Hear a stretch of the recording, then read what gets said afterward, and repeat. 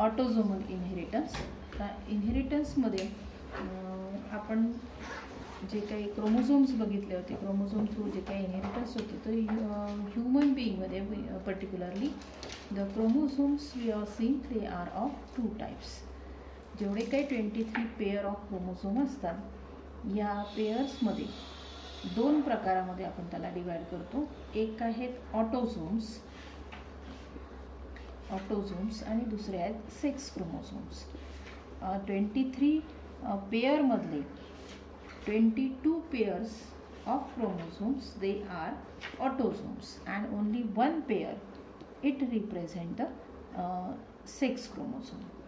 मग आता हे 22 पेअर्स जे आहेत ते ऑटोझोम का म्हणतात याला? बिकॉज इट कंट्रोल्स, त्याचं फंक्शननुसार हे प्रकार केलेले आहे आपण, त्यांचे फंक्शन काय आहे. This autosomes they control the somatic or vegetative traits.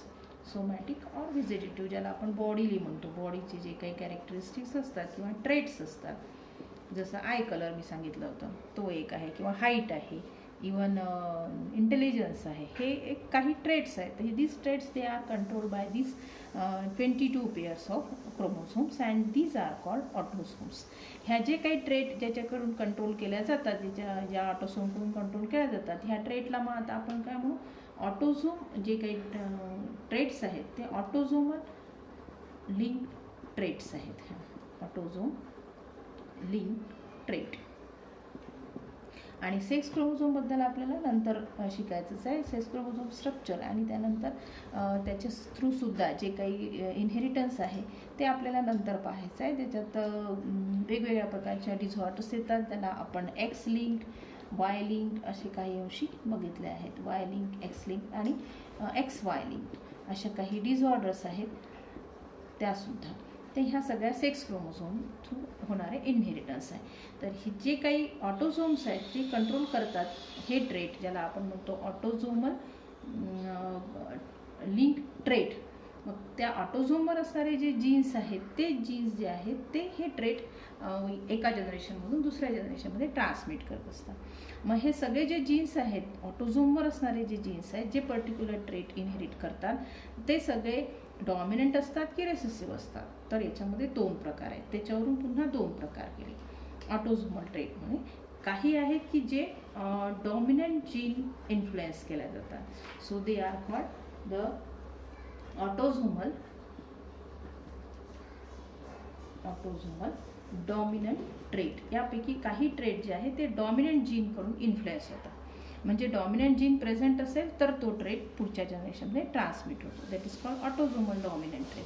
आणि दुसरा प्रकार जो आहे तो रेसेसिव्हकडून, म्हणजे autosomal recessive trait. Recessive gene, complete recessive gene जर असतील तरच तो ट्रेट पुढच्या जनरेशनमध्ये ट्रान्समिट होतो.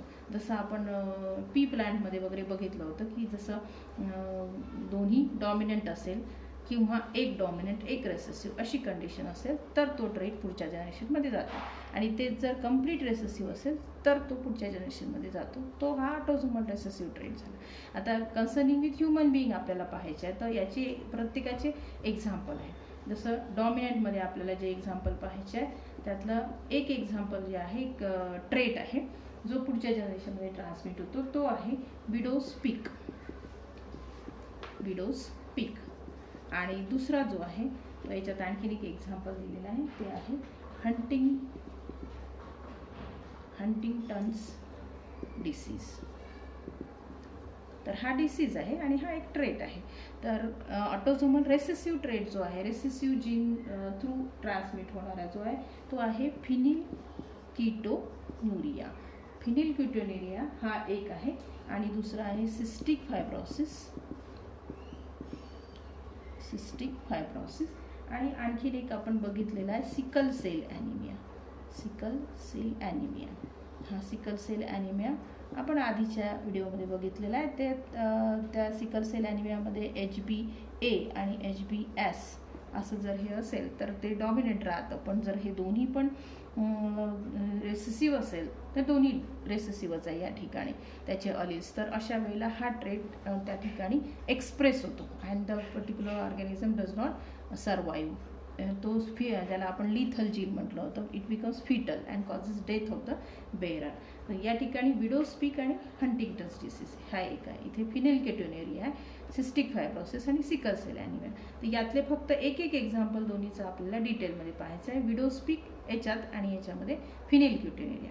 व्हॉट इज विडोज पीक? तर विडोज पीक जे काही आहे यामध्ये सहसा एखाद्या व्यक्तीची जी काही चेहऱ्याची ठेवण असते अशी त्यावर केसांची जी रचना असते ती केसांची रचना अशी सरळ सरळ असू शकते, सरळ अशी केस असू शकते. पण विडोज पीकमध्ये काय होते की ही जी रचना आहे ही अशी असते, म्हणजे व्ही शेप असते. इथे असा व्ही असा आकार घेतला जातो समोरच्या बाजूला कपाळाच्या वर, आणि नंतर ही केसांची रचना ही अशी होते. तर समोर जर असा व्ही असा आकार असेल तर याला म्हणतात widows peak. And this is transmitted through the dominant gene. समजा आता हे विडोज पीकचं आहे म्हणून आपण त्या जीनला WW असं घेऊ, म्हणजे हे दोन्ही डॉमिनंट असेल त्यावेळेला सुद्धा ते ट्रान्समिट होईल. एक जरी डॉमिनंट असेल आणि दुसरा रेसेसिव्ह असेल, समजा स्मॉल डब्ल्यूने दाखवतो आपण, तरी सुद्धा ते पुढच्या जनरेशनमध्ये ट्रान्समिट होतं. सो दिस इज विडोज पीक. तर याचा काही दिस इज नॉट हार्मफुल, हे काही हार्मफुल नाही आहे, इट इज वन ट्रेट.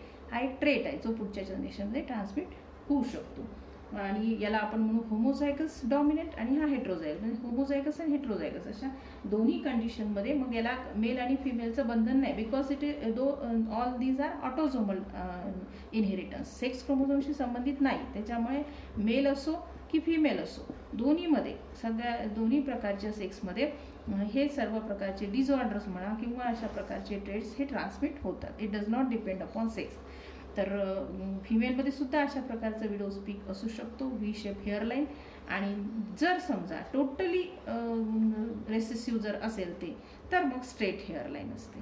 आणि आपण मॅक्झिमम पाहतो हे रेसेसिव्ह असतं. मॅक्झिमम लोकांना अशा प्रकारची स्ट्रेट हेअरलाईन असते आणि फारच कमी लोकांना अशी असते. तर हा झाला विडोज पीकबद्दल. तसा दुसरा याच्यातला जो डिसीज आहे हा थोडा डेंजरस डिसीज आहे.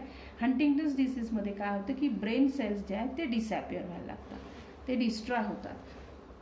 तर हा सुद्धा एक प्रकारचा जेनेटिक डिसऑर्डर आहे.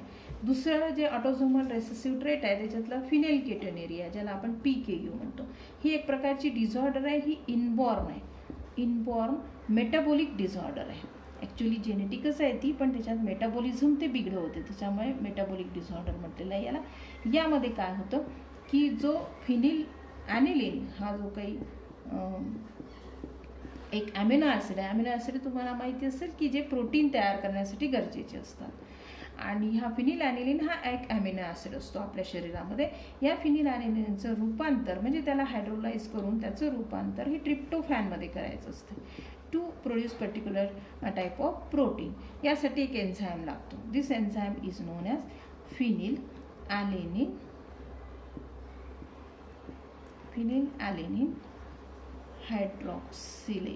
हायड्रॉक्सिलेज एन्झाईम. हा एन्झाईम यासाठी लागतो.